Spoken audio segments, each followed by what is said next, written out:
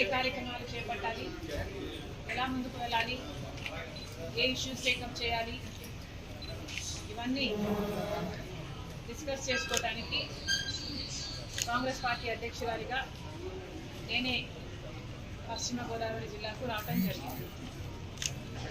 జిల్లాలోని నాయకులు, కార్యకర్తలు అందరూ కూడా పార్టీని బలోపేతం చేసుకోవడానికి ఏం చేయాలి, వాళ్ళ అభిప్రాయాలను అయితేనేమి, వాళ్ళ సూచనలు అయితేనేమి, లేక వారికి ఉన్న ఇబ్బందులు అయితేనేమి, ఇవన్నీ కూడా వినటానికి పార్టీ అధ్యక్షురాలుగా నేనే ఇక్కడికి రావడం జరిగింది. నిజానికి కాంగ్రెస్ పార్టీ బలోపేతం కావాలి, చాలా అవసరం ఉంది. ఈ అవసరం ఒక కాంగ్రెస్ పార్టీకే కాదు, నిజానికి మన రాష్ట్రానికి. ఎందుకంటే ఈరోజు ఒక కాంగ్రెస్ పార్టీ మాత్రమే బీజేపీని ధైర్యంగా ఎదురించగల సత్తా ఉన్న పార్టీ ఒక కాంగ్రెస్ పార్టీ మాత్రమే. అధికారంలో ఉన్న చంద్రబాబు గారైనా, జనసేన అయినా, లేక ప్రతిపక్షంలో ఉన్న జగన్మోహన్ రెడ్డి గారైనా అందరూ బీజేపీతో అక్రమ పొత్తులు పెట్టుకున్న వాళ్ళే, అందరూ తొత్తుల్లా మారిన వాళ్ళు, అందరూ వాళ్ళ స్వార్థాల కోసం రాష్ట్ర ప్రయోజనాలను తాకట్టు పెట్టిన వాళ్ళు. బీజేపీ 11 సంవత్సరాలుగా అధికారంలో ఉంది. ఒక్కటంటే ఒక్క విభజన హామీ కూడా ఇంతవరకు బీజేపీ ఆంధ్ర రాష్ట్ర ప్రజల చేతుల్లో పెట్టింది లేదు. మరి అయినా కూడా అధికార పక్షంలో ఉన్న టీడీపీ, జనసేన అయినా, ప్రతిపక్షంలో ఉన్న వైసీపీ అయినా ఈ రోజు వరకు అదే బీజేపీ పార్టీకి గులాంగిరి చేస్తున్నారు వాళ్ళ స్వార్థ రాజకీయాల కోసం.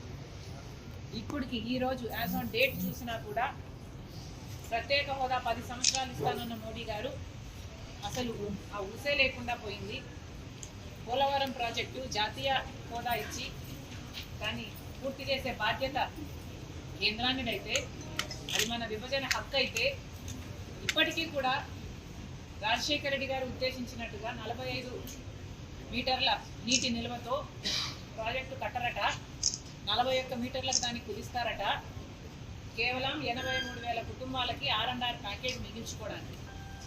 41 మీటర్లతో మీరు ఆ ప్రాజెక్టు నిర్మాణం చేస్తే అది అసలు పోలవరమే కాదు, గ్రావిటీ బేస్డ్ ప్రాజెక్టే కాదు, అదొక లిఫ్ట్ ఇరిగేషన్ అవుతుంది, అదొక బ్యారేజ్ అవుతుంది అని ఒక్కడంటే ఒక్క పార్లమెంటేరియన్, ఏ పార్టీకి చెందిన నాయకుడైనా, వైసీపీ అయినా, టీడీపీ అయినా, జనసేన అయినా, ఒక్కరంటే ఒక్కరు కూడా బీజేపీకి వ్యతిరేకంగా ఎదిరించి మాట్లాడిన వాళ్ళు లేదు.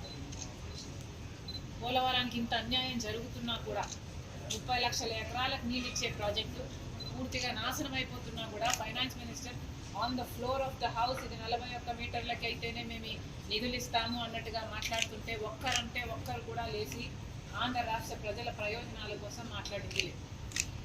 రాజధాని విషయానికి వస్తే రాజధాని పూర్తి నిర్మాణ బాధ్యత కేంద్రానిదైతే న్యూఢిల్లీని తలపించే రాజధాని కట్టానన్నాడు మోడీ గారు. కానీ ఇప్పటికీ కూడా రాజధాని కట్టే విషయంలో నిధులు ఇవ్వటం లేదు, అప్పులు ఇస్తున్నారు. అంటే అది ఏదో ఒక రోజు మళ్ళీ మనము మన బిడ్డలు తీర్చాల్సిన అప్పు. ఇది ఎక్కడి న్యాయం అని అడుగుతున్నాం. విశాఖపట్నం స్టీలు ప్రైవేటైజ్ చేస్తాము అని కొన్ని సంవత్సరాల కింద ఫ్లోర్ ఆఫ్ ద హౌస్లో చెప్తే ఈ రోజు వరకు కూడా బీజేపీ దాన్ని వెనక్కి తీసుకోలేదు. బీజేపీకి ఇంత మద్దతు ఇస్తున్నారో చంద్రబాబు గారికే తెలియాలి. ఇదివరకు పొత్తు పెట్టుకున్నారు, ఇదివరకు రాత్రి గోయలో పడ్డారు, మళ్ళీ ఇప్పుడు పగలు కూడా పడ్డానికి సిద్ధపడ్డారు. ఆంధ్ర రాష్ట్ర ప్రజలకు ఇంత అన్యాయం జరుగుతున్నా కూడా జగన్మోహన్ రెడ్డి గారు వీటికి ఏటి మీద మాట్లాడు, చాలా సెలెక్టివ్గా టార్గెట్ చేసి ఉట్టి ఒక్క తెలుగుదేశము కూటమి సర్కార్ మీదనే మాట్లాడతారు తప్పితే బీజేపీని వ్యతిరేకించి ఈ రోజు వరకు కూడా జగన్మోహన్ రెడ్డి గారు ఒక్క పల్లెత్తి మాట కూడా అంటారు. ఇలాంటి నేపథ్యంలో ఒక్క కాంగ్రెస్ పార్టీ మాత్రమే ఈ రాష్ట్రంలో బీజేపీని ఎదిరించే సత్తా ఉన్న ఏకైక పార్టీ. కాబట్టి ఈ పార్టీని బలపరచాల్సిన అవసరం ఉంది. ఈ పార్టీ బలోపేతం కాకపోతే విభజన హామీలలో ఏ ఒక్క హామీ కూడా మనకు నెరవేరే పరిస్థితి ఈరోజు లేదు. ఎందుకంటే బీజేపీ 11 సంవత్సరాల అధికారంలో ఉండి కూడా మనం అందరము చూసాము బీజేపీకి ఏ ఒక్క హామీ నిలబెట్టుకునే ఉద్దేశం లేదు. కాబట్టే చెప్తున్నాము, కాంగ్రెస్ పార్టీ బలోపేతం కావడం ఒక కాంగ్రెస్ పార్టీ అవసరం కాదు, రాష్ట్ర ప్రజల అవసరం. నిజాయితీతో పోరాటం చేస్తున్న ఏకైక పార్టీ ఈరోజు కాంగ్రెస్ పార్టీ. కాబట్టి ఈ పార్టీని బలోపేతం చేసుకోవాల్సిన అవసరం ఉంది. కాబట్టే ఈరోజు ఈ జిల్లాలో కాంగ్రెస్ పార్టీ బలోపేతానికై ఏం చేయాలి అన్న కార్యాచరణ కోసం ఇక్కడి నాయకులు కార్యకర్తలతో మాట్లాడడానికి ఆంధ్ర రాష్ట్ర పార్టీ కాంగ్రెస్ అధ్యక్షురాలుగా నేను ఇక్కడికి రావచ్చు. కూటమి ఏడాది పాలన డబుల్ ఇంజన్ అని వాళ్ళు అంటున్నారు, కానీ ఇది ట్రబుల్ ఇంజన్గానే జనాలకు కనిపిస్తుంది. అసలు ఏం సాధించారు? కూటమి ఏడాది పాలనలో ప్రజలకు ఏం మిగిలింది? ఏడాది పాలనలో ఒక్క గ్యాస్ సిలిండర్ వచ్చినట్టుంది.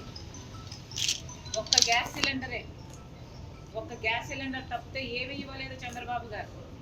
సూపర్ 6 అన్నాడు, అన్నదాత సుఖీభవ అన్నారు, అది కాస్త అన్నదాత దుఃఖీభవగా మారేటట్టుంది. ఒక సంవత్సరం అయితే ఏమీ ఇవ్వలేదు, ఈ సంవత్సరం ఇస్తారట. అది కూడా 40 లక్షల మందికి ఇయ్యరట. 93 లక్షల మంది రైతులు ఉంటే 47 లక్షల మందికి ఇస్తారట. మిగతా 44 లక్షల మందికి అసలు ఏనే ఇయ్యరట. ఇక తల్లికి వందనం అనే స్కీమ్లో అయితే 87 లక్షల మంది బిడ్డలు ఉంటే 67 లక్షల మందికే ఇస్తారట. అంటే 20 లక్షల మందికి మళ్ళీ దాంట్లో మోసం. ఒక సంవత్సరం ఇయ్యనే లేదు, ఇచ్చేది కూడా 13,000 ఇస్తారట. ఇలా అన్ని స్కీములు మహాశక్తి తీసుకుంటే 18,000 రూపాయలు ప్రతి సంవత్సరము 18 ఏళ్ళు నిండి పైబడి ఉన్న మహిళలకు ఇవ్వాల్సి ఉంటే దాదాపు 2 కోట్ల మంది మహిళలు ఉంటారు మన రాష్ట్రంలో పేదవాళ్ళు. చాలా హెవీ బడ్జెట్ స్కీమ్, దాని గురించి మాట్లాడటం లేదు. ఇప్పుడు దానికి P4కు లింక్ పెడుతున్నారు చంద్రబాబు గారు. ఎన్నికల మేనిఫెస్టోలో సూపర్ 6 ఊదలు కొట్టినప్పుడు ఎప్పుడు చెప్పలేదు చంద్రబాబు గారు P4కు లింక్ పెడతాం మేము అని. కానీ ఇప్పుడు P4కు దానికి లింక్ పెడుతున్నారు. నిరుద్యోగ వృత్తి పోయినసారి మాటిచ్చారు, ఎగ్గొట్టారు, ఈసారి మాటిచ్చారు, ఎగ్గొట్టేటట్టే ఉన్నారు. ఇక బస్సు ఉగాది అంటున్నారు, సంక్రాంతి అంటున్నారు, మళ్ళీ ఇప్పుడు ఆగస్ట్ 15 అంటున్నారు. ఇస్తారో లేదో చూడాలి. ఇలా 1 కాదు 2 కాదు ఎన్ని మాటలు చెప్పాడో చంద్రబాబు గారు. అధికారంలోకి వచ్చిన వెంటనే 30% కరెంటు ఛార్జెస్ తగ్గిస్తానన్నారు. తగ్గించడం కదా దేవుడు ఎరుగు. 5 సంవత్సరాలలో వైసీ 32,000 కోట్లు జనాలు నెత్తిన మోపితే చంద్రబాబు గారు ఒక్క సంవత్సరంలోనే 17,000 కోట్ల రూపాయలు. అప్పుల భారం ఇప్పటికే 1,50,000 కోట్ల రూపాయలు చేశారు. ఇలా చేసుకుంటూ పోతే మన రాష్ట్రం ఏం మిగులుతుంది? మన చేతిలో ఏం మిగులుతుంది? చంద్రబాబు గారు సాధించింది ఏమీ లేదు. ఇండియా పాకిస్తాన్ ఉద్రిక్తతలపై లేటెస్ట్ అప్డేట్స్ కోసం డౌన్లోడ్ చేసుకోండి RTV లైవ్ యాప్.